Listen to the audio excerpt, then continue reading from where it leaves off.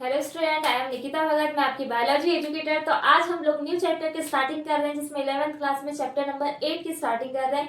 Cell के बारे में डिस्कस करना है आज हम लोगों को कि सेल जो होती है वो लाइफ की यूनिट बोला जाता है, और क्यों सेल को यूनिट बोला गया है इसके बारे में हम लोग डिस्कस करने वाले हैं। तो आज के जो टॉपिक की स्टार्टिंग करते हैं कि सेल होता क्या है। सेल क्या है? हमारी बॉडी में जो स्ट्रक्चरल और हमारी बॉडी जो फंक्शन कर रही है वो कर रही है किसके कारण? सेल के कारण। तो सेल को क्या बोलेंगे? Cell is the structural and function unit of living organism. For this examples, जैसे एग्जांपल के लिए मैंने बात किया कि अगर एग्जांपल के लिए ये हो जाएंगे, जैसे ब्रिक हो गया है ना भाई, ये जो ब्रिक है इस ब्रिक से मिलकर के क्या बनता है? ये है ब्रिक्स। ब्रिक्स किसका फॉर्मेशन करते हैं? ब्रिक से मिलकर फॉर्मेशन होता है वॉल का। एक वॉल खड़ी हो जाती है भाई, है ना, कैसे? ब्रिक्स से। अब ये ब्रिक्स वॉल का फॉर्मेशन कर रहे हैं तो वॉल से क्या बन जाएगा? रूम। किसका फॉर्मेशन हो गया? रूम का फॉर्मेशन हो गया। रूम से बन जाएगा हमारा घर या हाउस, जहां पे हम लोग रहते हैं। वैसे ही क्या होता है किससे? जैसे सेल होती है, क्या? सेल। सेल किसका फॉर्मेशन करती? ये करती है टिश्यू का फॉर्मेशन, और टिश्यू जो फॉर्मेशन करेगा ऑर्गन, और देन ऑर्गन फॉर्मेशन करता है ऑर्गन सिस्टम का, और ऑर्गन सिस्टम से फॉर्मेशन होगा बॉडी का फॉर्मेशन होता है। जैसे हम लोग की बॉडी बनी ह्यूमन बॉडी, है ना। तो ये होता है एक सिस्टम। सेल से सेल किसका फॉर्मेशन करे? टिश्यू। टिश्यू से मिलकर ऑर्गन, ऑर्गन से मिलकर के ऑर्गन सिस्टम, एंड देन पूरी बॉडी कंप्लीटली बन गई। अब भाई हमको तो एक आना चाहिए कि हम क्या पढ़ रहे हैं सेल के बारे में। तो सेल क्या होता है? सेल होता है, उसकी डेफिनेशन राइट करेंगे, देन उसको एग्जांपल के थ्रू भी हम समझेंगे। तो टॉपिक जो है हमारा सेल। सेल होता है, cell is the structural and functional unit of living organism. किसी भी लिविंग ऑर्गेनिज्म की क्या होती है? ये स्ट्रक्चरल एंड फंक्शनल यूनिट होती है। अब स्ट्रक्चर मीन्स क्या? हमारी बॉडी में स्ट्रक्चर प्रोवाइड हो रहा है, वो किसके कारण हो रहा है? सेल के कारण। और कोई ना कोई स्पेसिफिक फंक्शन कर रही है हमारी बॉडी में, क्या? सेल। लाइक एग्जांपल के लिए क्या क्या फंक्शन कर रही है? जैसे रिप्रोडक्शन हो रहा है, रेस्पिरेशन हो रहा है, देन क्या हो रहा है? एक्सक्रीशन हो रहा है। ये पूरे ऑल टोटल जो फंक्शन कर रहा है वो किसके कारण हो रहे हैं? सेल के कारण। और ह्यूमन बॉडी भी किससे मिलकर बनी है? सेल से। बाकी जितने भी animal kingdom and plant kingdom जो है वो किससे फॉर्मेशन हुआ है? सेल से फॉर्मेशन हुआ है। ठीक है, तो क्या हो जाएगा? सेल क्या है? Structural and function unit of living organism. Clear हो गया कि सेल क्या होगा। अब इसमें क्या होगा? सेल की डिस्कवरी आएगी। कुछ यूनिसेलुलर भी ऑर्गेनिज्म होते हैं, मल्टी सेलुलर भी, तो मैं इसको बाद में बताऊंगी। बट अगर फर्स्ट साइंटिस्ट जिनका नाम था रॉबर्ट हुक, रॉबर्ट हुक ने सबसे पहले डिस्कवर किया था किसको? सेल को। First time discover by cell. जो फर्स्ट टाइम डिस्कवर किया था, किसने किया था? First time discover by cell, ये किया था रॉबर्ट हुक। या फिर इसको कर लेंगे फर्स्ट टाइम जो क्या किया था? Cell discover. First time cell discover. उस साइंटिस्ट का नाम है रॉबर्ट हुक। अब रॉबर्ट हुक ने क्या करा? डिस्कवर तो कर लिया सेल को, लेकिन वो सेल थी क्या? क्या भाई, हमको तो पता होना चाहिए। तो वो सेल थी प्लांट की सेल। और वो कैसी? कॉर्क जानते हैं आप लोग? प्लांट की किसी भी पेड़ जो रहता है उसकी छाल जो रहती है, उसमें डिस्कवर किया था किसने? रॉबर्ट हुक ने। तो किसमें डिस्कवर किया? इन्होंने किया था प्लांट में, और प्लांट की किसमें? कॉर्क में। कॉर्क यानी उसकी छाल में। इसका मतलब जो कॉर्क होती है वो कैसी होती है? ये होती है डेड सेल। डेड यानी मरी हुई भाई। प्लांट में जो छाल होती है वो कैसे? डेड है, तभी तो हम उसको खरोच के ऐसे निकाल लेते हैं ना यार। कुछ दिनों बाद जब वो मैच्योर रहती है तो खुद ही अपने आप निकलने लगती है। तो ये जो कॉर्क थी डेड सेल, और डेड सेल में डिस्कवर किया था फर्स्ट टाइम जो साइंटिस्ट जिनका नाम था रॉबर्ट हुक। इसके बाद है Antony van Leeuwenhoek. Antony Leeuwenhoek जो साइंटिस्ट थे, इन्होंने बताया किसके बारे में? या फिर लिविंग सेल्स के बारे में, और वो थी ह्यूमन और बैक्टीरिया में प्रेजेंट थी। और इन्होंने बताया कि ये सेल जो होती है कैसी है? लिविंग है, और उसी में उन्होंने क्या किया? डिस्कवरी की थी। फर्स्ट साइंटिस्ट हो गए हमारे कौन? Robert Hooke. उसके बाद में आए थे एंटन वॉन लीवेनहॉक। तो ये साइंटिस्ट जो थे एंटनी वॉन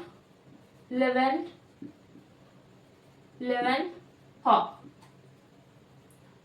इन साइंटिस्ट ने किसके बारे में बताया? लाइव सेल या फिर लिविंग सेल के बारे में बताया। और ये जो सेल थी ये किसकी थी, एक तो थी ह्यूमन की एंड बैक्टीरिया, इसकी सेल थी, इन्होंने बताया किसने, एंटन वॉन लीवेनहॉक ने।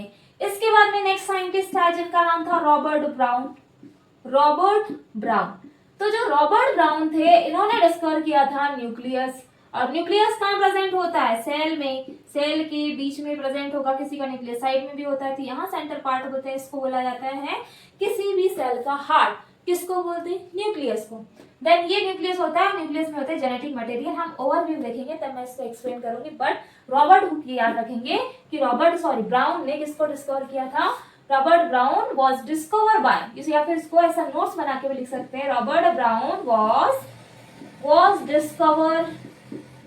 डिस्कवर बाय न्यूक्लियस, इन्होंने न्यूक्लियस को डिस्कवर किया।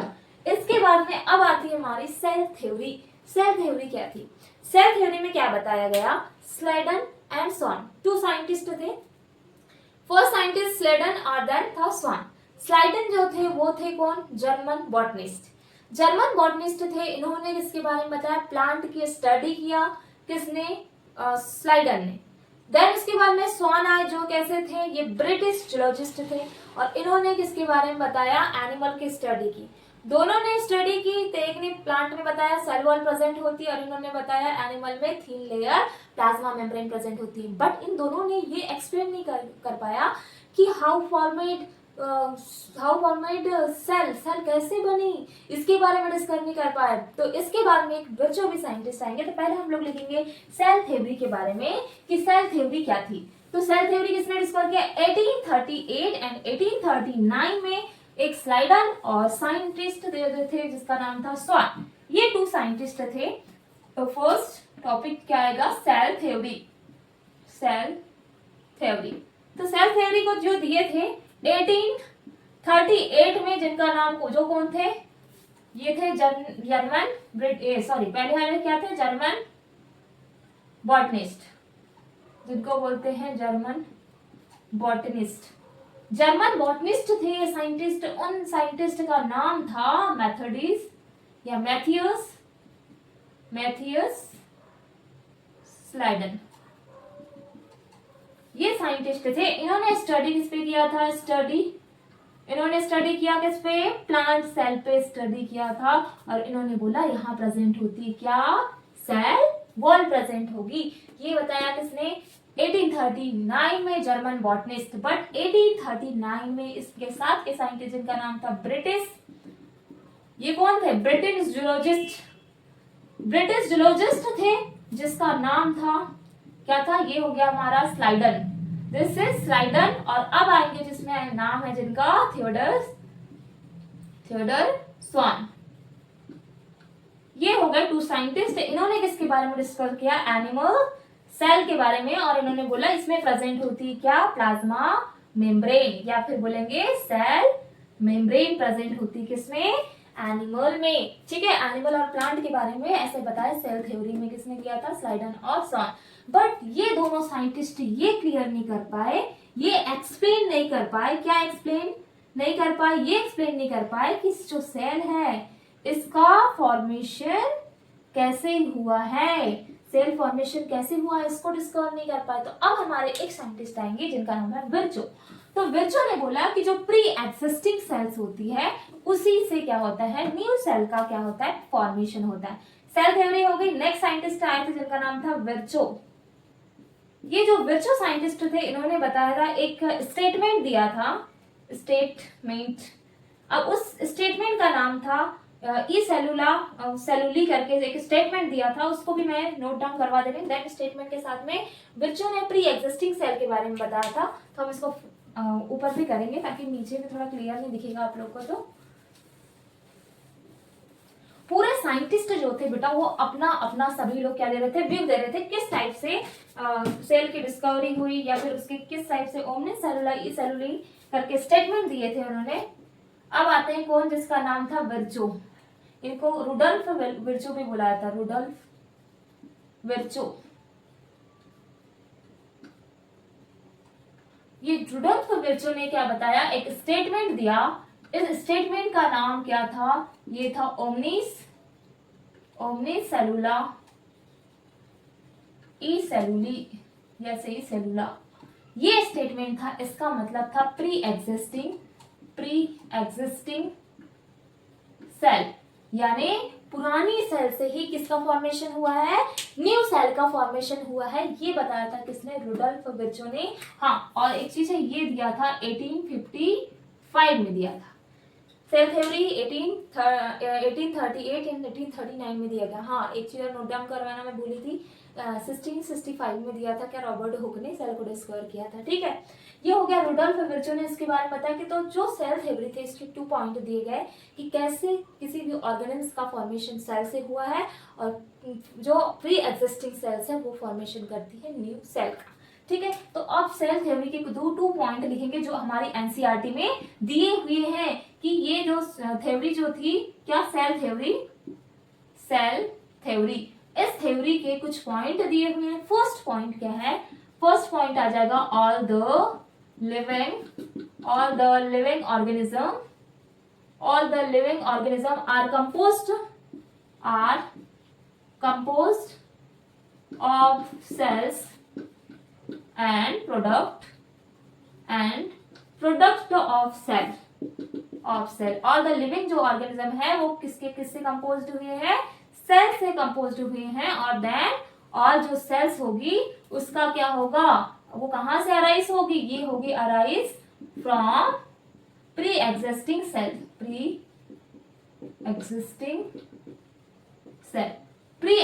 जो सेल होगी इसी से फॉर्मेशन हुआ है किसका, न्यू सेल का फॉर्मेशन हुआ है। ये बताया था किसमें, सेल थ्योरी में। सेल थ्योरी का भी क्लियर हो गया क्या होती है। पुरानी जो लिविंग ऑर्गेनिज्म जो रहेगा उसके सेल्स से ही उसके बॉडी बनी हुई है और प्रोडक्ट ऑफ द सेल्स भी उसकी क्या है, प्रोडक्ट ऑफ द सेल ही उसकी क्या है, लिविंग ऑर्गेनिज्म की एक पूरा स्ट्रक्चर एंड फंक्शन प्रोवाइड करते रही है। देन ऑल सेल्स जो होगी किससे बनी हुई है, पुरानी सेल से। लाइक ये पुरानी सेल है, पुरानी सेल से ही न्यू सेल का क्या होगा, फॉर्मेशन होगा। इस टाइप से डिवाइड होती जाएगी ये न्यू से पुरानी से न्यू सेल का फॉर्मेशन। ठीक है, ये क्लियर करवाया। देन इसके बाद में अब आते हैं कि overview of the cell. Cell में क्या क्या चीजें ऑर्गन्स प्रेजेंट होंगे उसके बारे में डिस्कस करेंगे। फिर बाद में हम लोग 1 बाय 1 एक 2 ऑर्गन्स के बारे में डिस्कस करेंगे, पूरे ऑर्गन। तो जो ओवरव्यू ऑफ सेल है उसमें क्या क्या चीजें प्रेजेंट होगी। तो किसी भी सेल में जो ओवरव्यू रहता है तो इसमें जो सेल रहेगी इसमें क्या क्या प्रेजेंट होगा उसके बारे में डिस्कस करेंगे। लाइक एग्जाम्पल के लिए, फॉर एग्जाम्पल्स ये मैंने बोला ये सेल है, लाइक ये हो गई सेल। अब ये नॉर्मली सेल है, इसमें प्रेजेंट है वही nucleus, this is nucleus. Then यहाँ ले लिए वैक्यूल्स, यहाँ हो गया जेनेटिक मटेरियल, दिस इज ये है न्यूक्लियस। न्यूक्लियस के बाद में ये हो जाएगा डीएनए जिसको बोलेंगे जेनेटिक मटेरियल। और ये जो न्यूक्लियस होता है ये होता है double membrane bound. Double membrane कैसा होता है, बाउंड होता है, डीएनए है। और डीएनए के बाद में ये है vacuole, this is vacuole. And then यहाँ पे प्रेजेंट होगा एंडोप्लाज्मिक रेटिकुलम जिसको बोलेंगे ईआर। और ये जो ईआर होता है ये होता है single membrane bound, this is single membrane bound. ER 2 type के होंगे, rough and smooth. Rough protein synthesis में हेल्प करता है और जो स्मूथ होता है वो फैट में। ठीक है, देन इसके बाद में आ जाएगा, यहाँ आ जाएगा mitochondria, this is mitochondria. Mitochondria होता है डबल मेम्ब्रेन बाउंड। अब माइटोकॉन्ड्रिया कैसा होगा, डबल मेम्ब्रेन बाउंड। तो यहाँ जो सेल होती है इसके जो आउटर लेयर होती है, तो यहाँ पे जैसे लाइक ये हो गई आउटर लेयर ऊपर की है ना, इस लेयर को बोला जाता है cell wall, this is cell wall. और सेल वॉल जो होगा इसके अंदर होती है सेल मेम्ब्रेन जिसको बोलते हैं प्लाज्मा मेम्ब्रेन। ये हो गया स्ट्रक्चर। देन इसमें यहाँ प्रेजेंट होंगे क्या, राइबोसोम, दिस इज राइबोसोम। और राइबोसोम जो होता है जिसमें कोई भी मेम्ब्रेन नहीं होती, यानी नो मेम्ब्रेन बाउंड। यानी कैसे होंगे राइबोसोम, नो मेम्ब्रेन बाउंड, यानी कोई भी इसमें क्या नहीं प्रेजेंट होगा, मेम्ब्रेन प्रेजेंट नहीं होगी। और गोल्जी एपरेटस जो होता है, जैसे ये हो गया गोल्जी एपरेटस। ये गोल्जी एपरेटस होता है सिंगल मेम्ब्रेन बाउंड। और ये क्या है, सिंगल मेम्ब्रेन बाउंड, जिसको बोलते हैं गोल्जी बॉडी या फिर बोलते हैं गोल्जी एपरेटस। चलो भाई, इतने तो क्लियर हो गए कौन कौन से एंडो। अब आता है लाइसोसोम, यहाँ पे प्रेजेंट होता है। अच्छा, यहाँ पे क्या और प्रेजेंट रहेगा, जिसको बोलते हैं सेंट्रियोल। ये होता है एनिमल सेल में सेंट्रियोल। अब ये जो सेंट्रियोल होगा ये होता है कैसा, सेंट्रियोल। यहाँ सेंट्रियोल प्रेजेंट होगा। देन इसके साथ में यहाँ जैसे एग्जांपल के लिए ले लिया लाइसोसोम, लाइसोसोम। ये जो लाइसोसोम होगा इसमें क्या नॉन या फिर क्या नो मेम्ब्रेन बाउंड। ये कैसा है, नो मेम्ब्रेन बाउंड होगा क्या, सेंट्रियोल। बट क्या है यहाँ पे लाइसोसोम जो होगा इसमें होते हैं कौन सी मेम्ब्रेन, लाइसोसोम होगा मेन, इसमें होता है सिंगल मेम्ब्रेन। ये हो गया पूरा स्ट्रक्चर हमारा किसका, पूरी न्यूक्लियस का। अब यहाँ पे भाई न्यूक्लियस है तो यहाँ पे क्या प्रेजेंट होगा, साइटोप्लाज्म में क्या होता है, साइटोप्लाज्म में होता है फ्लूइड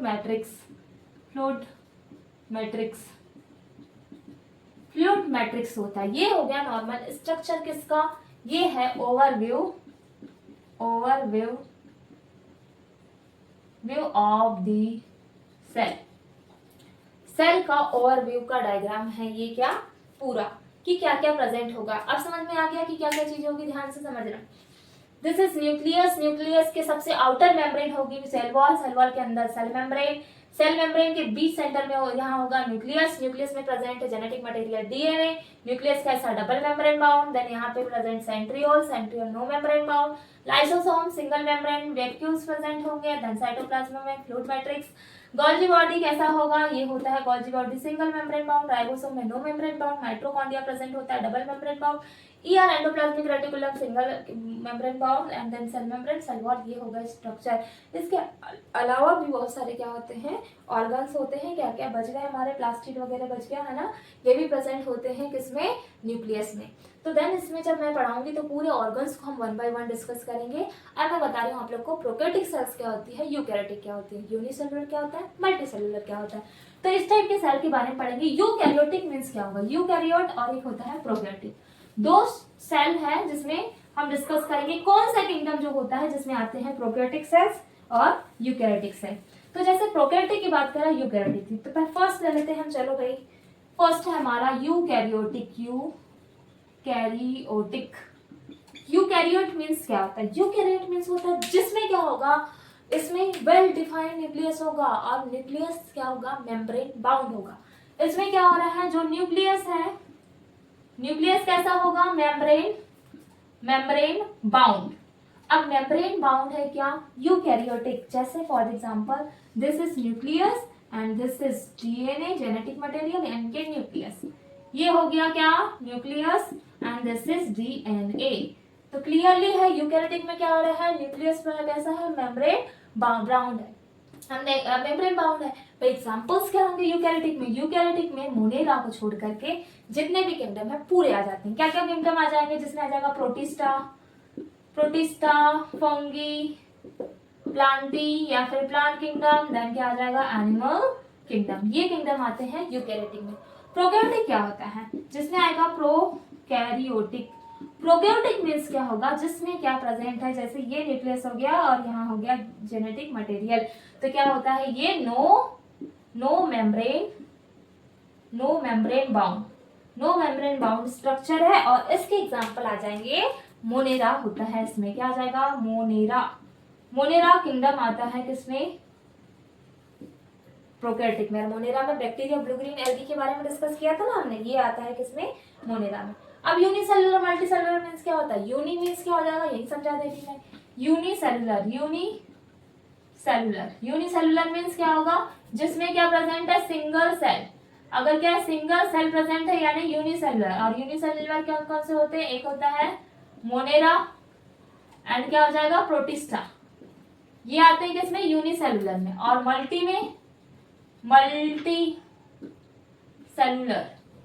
मल्टीसेलुलर ऑर्गेनिज्म में होता है कितनी, मोर देन सेल या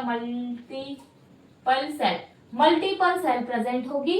लाइक एग्जांपल के लिए आ जाएगा, जिसमें क्या बच गया, fungi, plantae plant and then animal kingdom. ये पूरे किंगडम आ जाते हैं किसमें, मल्टी सेलुलर में, यानी मल्टी सेलुलर और यूनिसेलुलर होगा। इसके बाद में अब हम बात कर रहे हैं कि इसकी सेल के डिफरेंट साइज होते हैं, शेप होते हैं, इसके बारे में हम लोग क्या करने वाले हैं, डिस्कस करने वाले हैं। तो पर्टिकुलर सेल का स्ट्रक्चर या फंक्शन क्या होगा, है ना। तो फंक्शन तो अभी हम लोग देखेंगे नहीं, वन बाय वन। पहले हम शेप एंड साइज की बात करेंगे कि सभी इनका साइज क्या होता है शेप के बारे में, है ना। तो फर्स्ट है इसमें जो क्या है शेप एंड, जो सेल होगी, सेल का किसके बारे में डिस्कस करेंगे, शेप एंड साइज, क्या बोलेंगे, shape and size of the cell. जो सेल होगा इसका शेप एंड साइज क्या होता है। फर्स्ट जैसे एग्जांपल के लिए अब है आरबीसी सेल जो होती है उसका शेप कैसा होता है। आरबीसी जो होगी, ये हो गई आरबीसी। आरबीसी जो सेल होती है इसका शेप या तो कैसा होगा, राउंड शेप का होगा। ये कैसी है, दिस इज राउंड एंड, और कुछ सेल होती है जिसका होता है बाइकॉन्केव स्ट्रक्चर एंड बाइकॉन्केव, इस टाइप का स्ट्रक्चर होगा। देन ये कैसी होती है, ई न्यूक्लिएटेड, ई न्यूक्लिएटेड ये होगी किसमें, ह्यूमन में होती है कैसी, enucleated RBC. RBC means होता है red blood cell, red blood cell होगी जिसको बोलते हैं हम क्या, आरबीसी। और आरबीसी के बाद में हमारा आता है डब्ल्यूबीसी, क्या होता है second, this is WBC. WBC क्या होगी, जिसको बोलते हैं white blood cell. White blood cell होगी जिसका शेप कैसा होगा, इसका शेप होता है अमीबॉइड शेप का। कैसी शेप की, अमीबॉइड शेप की है, बिल्कुल इरेगुलर। देन इसमें प्रेजेंट होता है क्या, nucleus, this is amoeboid, amoeboid shape की है। उसके साथ में इसमें क्या क्या प्रेजेंट है, न्यूक्लियस प्रेजेंट। वो ई न्यूक्लियस थी और इसमें कैसा है, न्यूक्लियस क्या होगा, प्रेजेंट होगा डब्ल्यूबीसी में। आरबीसी हो गया, डब्ल्यूबीसी हो गया। अब नर्व सेल आएगी, नर्व है ना ब्रांच टाइप का स्ट्रक्चर दिया हुआ है ना, इलोंगेटेड। ट्रैकिट्स के बारे में भी डिस्कस करेंगे जो जाइलम की होती है। एंड देन हम लोग कॉलिमिनल एपिथेलियल टिश्यू के बारे, सेल के बारे में डिस्कस करेंगे, वो कैसे स्ट्रक्चर में होती है ना। ये होती है डिफरेंट टाइप की सेल का शेप एंड साइज। अब नेक्स्ट आता है जिसमें आती है कॉलिमिनल एपिथेलियल, क्या होगी, कॉलिमिनल मीन्स क्या होता है, ऐसी सेल्स जिसमें कैसी है, वेरियस टाइप के शेप एंड साइज प्रेजेंट है, जिसमें फर्स्ट जो स्ट्रक्चर आ जाएगा आरबीसी डब्ल्यूबीसी हो गया। कॉलिमिनल आ जाता है थर्ड है कॉल्यूमिनल एपिथेलियल या एपिथेलियल सेल। ये कैसी है, ये है लॉन्ग और कैसी है, narrow. Long and narrow means होता है इसका इस टाइप का स्ट्रक्चर दिया है, खोखला सा, लॉन्ग है बट कैसी है, नैरो है। ये हो गई थर्ड। फोर्थ आ जाती है nerve cell, this is nerve cell, या फिर उसमें क्या प्रेजेंट होता है, न्यूरॉन बोला जाता है। कहाँ प्रेजेंट होती है, न्यूरॉन में प्रेजेंट होगी क्या, नर्व सेल। इसका स्ट्रक्चर कैसा है, ब्रांच लाइक स्ट्रक्चर, इस टाइप का स्ट्रक्चर है।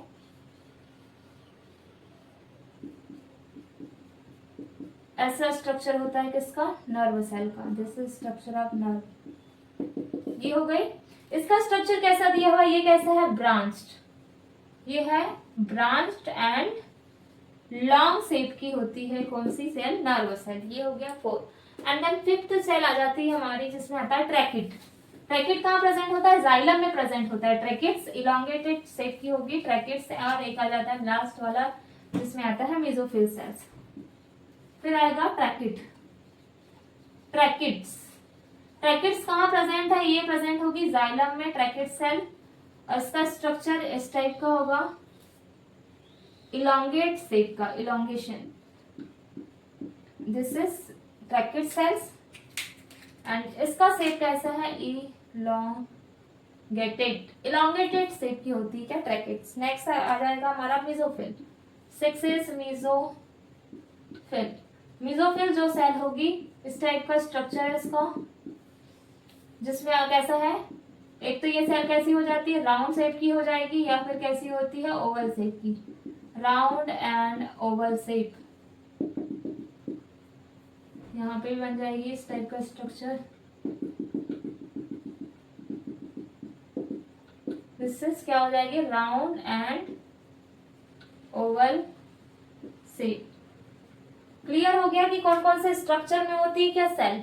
अब डिफरेंट टाइप का हमने क्या देखा है, सेल का स्ट्रक्चर देखा है, वेरियस टाइप ऑफ सेल का क्या शेप एंड साइज। बट अब हम लोग डिस्कस करने वाले हैं मोस्ट आईएमपी पॉइंट, सबसे स्मॉलेस्ट सेल किसको बोला जाता है।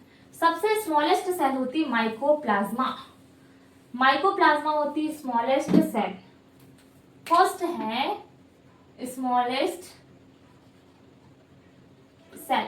अब जो स्मॉलेस्ट सेल होगी इसका नाम क्या है, स्मॉलेस्ट सेल बोला जाता है माइकोप्लाज्मा। और ये माइक्रोप्लाज्मा होती है 0.3 माइक्रोमीटर इतनी होती है छोटी माइक्रोप्लाज्मा। किसका सेल है ये, bacteria.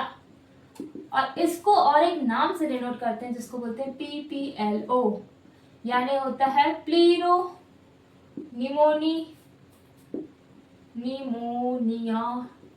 Pneumonia like organism. Pneumonia like organism ये होता है PPLO का फुल फॉर्म। स्मॉलेस्ट सेल है। इसके बाद में आता है, स्मॉलेस्ट के बाद में एक आ जाएगा जिसको बोलते हैं लार्जेस्ट सेल। लार्जेस्ट सेल होगी ऑस्ट्रिच एग। ये होता है सबसे लार्जेस्ट सेल। और एक लास्ट आता है जिसको बोलते हैं लॉन्गेस्ट सेल। लॉन्गेस्ट सेल होती है nerve cell. This is nerve cell. और जो का जिसको और क्या बोलते हैं न्यूरॉन सेल। ये हो गए पूरे सेल के बारे में कि सबसे स्मॉलेस्ट सेल किसको बोलते हैं, लार्जेस्ट किसको बोलते हैं, लॉन्गेस्ट किसको बोलते हैं। दैट इज क्लियर कि ये हो गए हमारे पूरा सेल का ओवरव्यू। आज हमने सेल के ओवरव्यू के बारे में पढ़ा। अब हम लोग जो नेक्स्ट क्लास होगी उसमें पढ़ेंगे प्रोकैरियोटिक और यूकैरियोटिक में डिफरेंस, दोनों सेल में क्या क्या डिफरेंस है, क्या क्या उसमें कंपेयर करेंगे हम, कैसे डिवाइड कर सकते हैं प्रोकैरियोटिक है यूकैरियोटिक क्या है। तो आज मैंने जो पढ़ाया, अगर आपको इसमें कोई डाउट होता है तो आप लोग कमेंट कर सकते हैं। देन आप लोगों को अगर कोई भी डाउट होता है तो आप लोग मेरी लाइव क्लास में भी क्वेश्चन कर सकते हैं। देन मैं 1 बाय 1 पूरे क्लासेस जो अपने चैप्टर चल रहे हैं उनके मैं अपलोड वीडियो कर देती हूँ। तो आप लोग वीडियो में जाकर के भी मैसेज टाइप कर सकते हैं जिससे मुझे पता रहेगा कि आप लोग का क्या डाउट है।